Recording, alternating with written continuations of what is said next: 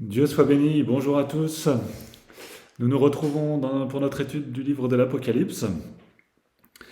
Nous sommes toujours au chapitre 2, dans la deuxième lettre que Saint Jean est chargé d'écrire aux églises d'Asie mineure. Nous sommes allés à la lettre à l'église de Smyrne. Je vous encourage vivement à avoir la Bible avec vous.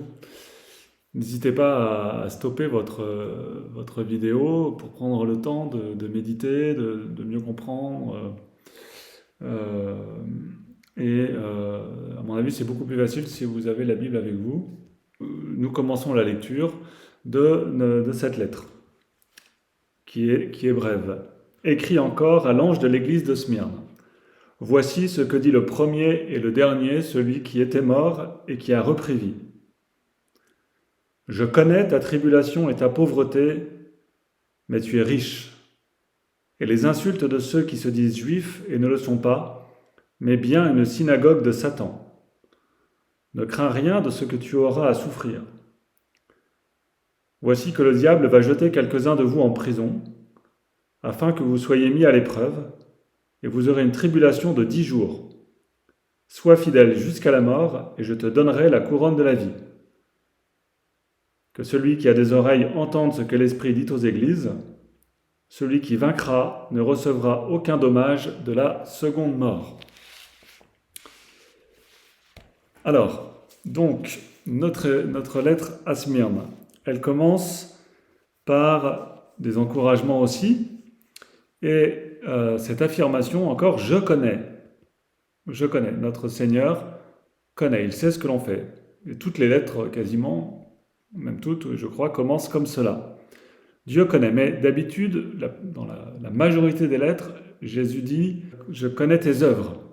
Je connais tes œuvres. Là, il dit « Je connais tes épreuves ». Donc, cette Église est particulièrement engagée dans la persécution. Jésus met un peu de côté la notion des œuvres pour se concentrer sur cette notion de ce que vous endurez aujourd'hui. C'est ça qui compte. Le reste, on verra plus tard.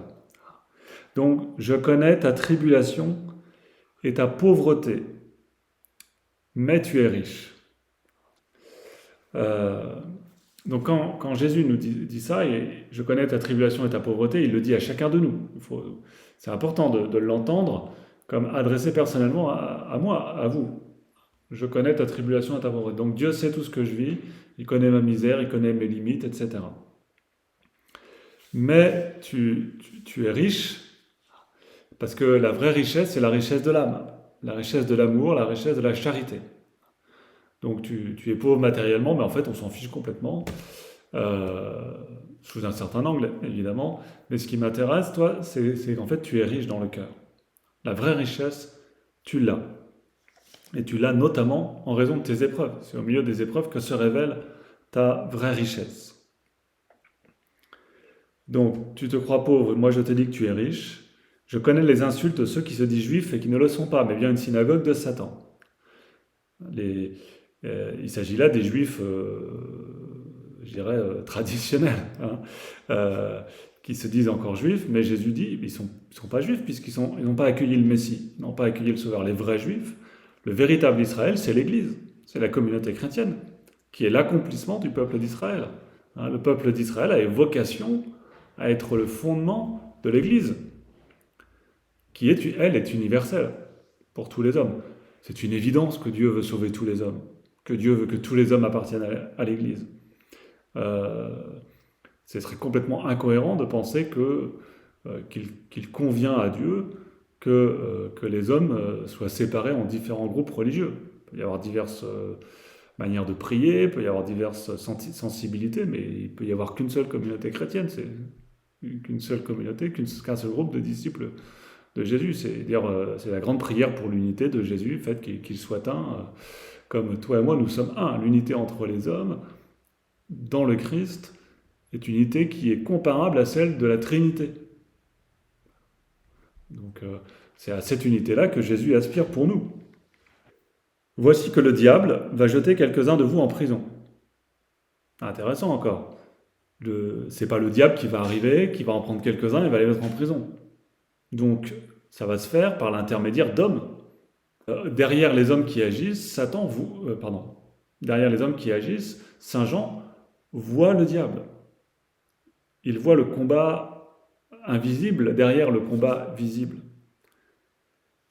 Ce qui tempère, qui n'annule pas, mais qui tempère la culpabilité des hommes, mais qui place les combats visibles dans un cadre plus large, qui est le combat qu'on appelle eschatologique, c'est-à-dire le combat global entre le bien et le mal, entre Satan et Dieu.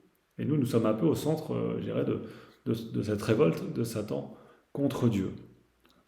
Donc, Saint Jean nous invite à aller voir au-delà des apparences et à mesurer que les persécutions que nous pouvons subir sont en fait l'expression d'une révolte plus grande, plus terrible, qui va au-delà et qui est la révolte de Satan contre Dieu.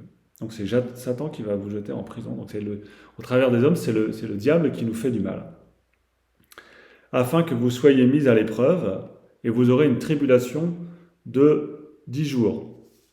Vous vous souvenez, 10, ça veut dire que c'est pas très long. 10 jours, c'est pas long, c'est une courte tribulation. Donc c'est un encouragement à tenir bon. La promesse, cette fois, c'est la couronne de vie. Sois fidèle jusqu'à la mort et je te donnerai la couronne de vie. La tribulation va être courte, mais vous aurez peut-être à affronter la mort quand même. Sois fidèle jusqu'à la mort. Ça peut vouloir dire sois fidèle jusqu'à mourir, par fidélité. Ça peut être aussi, sois fidèle tout au long de ta vie jusqu'à ta mort. Les deux sens sont vrais, évidemment. Et dans les deux cas, je vous promets la couronne de vie. Et ensuite, il reprend l'expression que nous rencontrerons maintenant régulièrement, que celui qui a des oreilles entende ce que l'Esprit dit aux églises.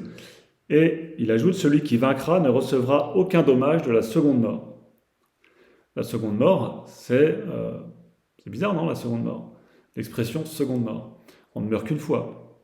D'ailleurs, Saint Paul l'affirme, on ne meurt qu'une fois. Ça fait partie de notre foi, je dirais que c'est une évidence. La seconde mort, c'est la mort éternelle, c'est l'enfer. Donc si tu es le vainqueur, vous vous souvenez qu'être vainqueur, ça peut être martyr. Être martyr, c'est être vainqueur. Ça peut être le martyr du sang, ça peut être simplement le martyr de la fidélité à Dieu dans les épreuves et dans toute notre vie. Donc le vainqueur, celui qui restera fidèle tout au long de sa vie, jusqu'au bout, jusqu'à la mort, ne recevra aucun dommage de la seconde mort, échappera donc à la mort éternelle, c'est-à-dire à l'enfer. Je vous propose que nous passions à la lettre à l'église de Pergame, qui n'est pas très longue aussi, écrit encore à l'ange de l'église de Pergame. Voici ce que dit celui qui a le glaive aigu à 2 tranchants. Donc vous vous souvenez, on commence souvent par reprendre un point de l'introduction. Vous nous avez présenté cet homme, ce fils d'homme, avec notamment le glaive à 2 tranchants dans la bouche. Je sais où tu habites, là où se trouve le trône de Satan, mais tu es fermement attaché à mon nom, et tu n'as point renié ma foi, même en ces jours où Antipas, mon témoin fidèle, a été mis à mort chez vous, où Satan habite. Mais j'ai contre toi quelques griefs, c'est que tu as là des gens attachés à la doctrine de Balaam qui conseillaient à Balak de mettre devant les fils d'Israël une pierre d'achoppement pour les amener à manger des viandes immolées aux idoles et à se livrer à l'impudicité. De même, toi aussi, tu as des gens attachés pareillement à la doctrine des Nicolaïtes. Repens-toi, sinon je viendrai à toi promptement et je leur ferai la guerre avec le glaive de ma bouche. Que celui qui a des oreilles entende ce que dit l'Esprit aux églises. À celui qui vaincra, je donnerai de la manne cachée, et je lui donnerai une pierre blanche, et sur cette pierre est écrit un nom nouveau que personne ne connaît, si ce n'est celui qui le reçoit. Alors, le glaive à 2 tranchants sort de la bouche du Christ, c'est la parole de Dieu. Elle pénètre jusqu'aux jointures de l'âme. Elle oblige à se remettre en question, à distinguer en soi la part de bonne volonté et celle d'amour-propre. Je vous cite un passage de l'Épître aux Hébreux, que vous connaissez sans doute, « Car elle est vivante, la parole de Dieu, elle est efficace, plus acérée qu'une épée à 2 tranchants, si pénétrante qu'elle va jusqu'à séparer l'âme et l'esprit, les jointures et les moelles, elle démêle les sentiments et les pensées du cœur. Aussi, nulle créature n'est cachée devant Dieu, mais tout est à nu et à découvert aux yeux de celui à qui nous devons rendre compte. » Donc la parole de Dieu vient nous bousculer, elle vient le fait qu'elle soit considérée comme un glaive, euh, ça peut avoir deux sens. Il y a le fait que elle sépare l'humanité entre ceux qui écoutent la parole et ceux qui ne l'écoutent pas, ceux qui la rejettent. C'est quand même très présent dans l'Évangile et dans les Épîtres, dans le Nouveau Testament. Cette notion en fait de pierre d'achoppement en fait. Jésus se présente comme la pierre d'achoppement, c'est-à-dire il fait tomber aussi. C'est-à-dire qu'il révèle le fond du cœur des personnes. Et donc le glaive de la parole de Dieu sépare l'humanité entre ceux qui acceptent la parole et ceux qui la refusent. Et il sépare aussi, il vient dans notre âme, il vient séparer le bien du mal pour l'éclairer, éclairer le mal, mettre la lumière sur le mal et nous permettre de le vaincre. Donc elle vient nous titiller à l'intérieur de notre être, cette parole de Dieu. D'ailleurs, quand on lit l'Apocalypse, je ne suis pas sûr que ça ne nous bouscule pas parfois un petit peu. Je ne sais pas ce que vous en pensez, mais ça peut nous paraître un peu raide. Ça oblige à la conversion. Le Christ vient donc distinguer le bon du mauvais qu'il y a dans cette Église. Le bon, c'est la résistance ferme dans la foi face à la persécution. Ce qu'il appelle le trône de Satan, on pense que c'est le temple au culte impérial provincial, le premier du genre dans l'Empire. Donc à Pergame avait été dressé un temple à l'idole empereur. Et l'église de Pergame donc a courageusement subi la persécution. Le mauvais, c'est qu'un danger plus grave se présente, la conduite morale et sa conséquence qui est de se mettre à rendre un culte aux idoles. La conduite morale conduit souvent à la perte de la foi. C'est pas un scoop. Si on ne vit pas comme on pense, on finit par penser comme on vit. Donc si on vit n'importe comment, on perd entre guillemets la foi. Je rappelle que la foi, ça ne se perd pas. La foi, c'est pas des clés. Tu l'as perdu où ta foi? C'était où? C'était à quelle heure? C'était sur un trottoir? Non, la foi, ça ne se perd pas. La foi, ça s'abandonne. C'est pas un malheur qui nous arrive comme ça. En général, quand quelqu'un dit qu'il a plus la foi, c'est que ça fait longtemps qu'il l'a plus en fait. C'est qu'il l'a abandonné progressivement. Pour telle ou telle raison. Parfois en raison d'un choc, etc., d'une souffrance très forte, etc. Je ne me pose pas en juge, évidemment, mais la foi, c'est pas quelque chose qui se perd comme ça, par hasard, sans faire exprès. Donc le mot perdre est assez trompeur. Parfois, ce que la persécution n'a pas réussi à faire, la sollicitation de la convoitise charnelle le fait, lui. De même que les filles moabites, donc il y a une référence à l'Ancien Testament, Balaam, c'est à l'époque de Moïse. De même que les filles moabites avaient séduit les Hébreux et les avaient ainsi conduits à l'idolâtrie, de même le nicolaïsme fait des dégâts. Au vainqueur, le Christ fera goûter les délices du ciel anticipées ici-bas dans la communion. Il lui donnera une pierre blanche. Donc au vainqueur, le Christ fera goûter les délices du ciel anticipées ici-bas dans la communion. À celui qui vaincra, je lui donnerai de la manne cachée. La manne, c'est la nourriture qui a été donnée aux Hébreux durant l'Exode, qui est tombée du ciel. Donc nous avons déjà cette nourriture, si nous sommes fidèles. Il lui donnera une pierre blanche, et sur cette pierre est écrit un nom nouveau, que personne ne connaît, sinon celui qui le reçoit. Cette pierre blanche peut être comprise comme le symbole du corps glorieux. Le corps glorieux, quand nous ressusciterons, à la fin du monde, nous retrouverons notre corps. Et le nom nouveau évoque le renouvellement de la personne. Pour les sémites, pour les juifs, on ne distingue pas la personne du nom. Le nom rend présent la personne. Vous savez, on parle souvent dans la Bible du nom de Dieu. Parler du nom de Dieu, c'est comme parler de Dieu tout court.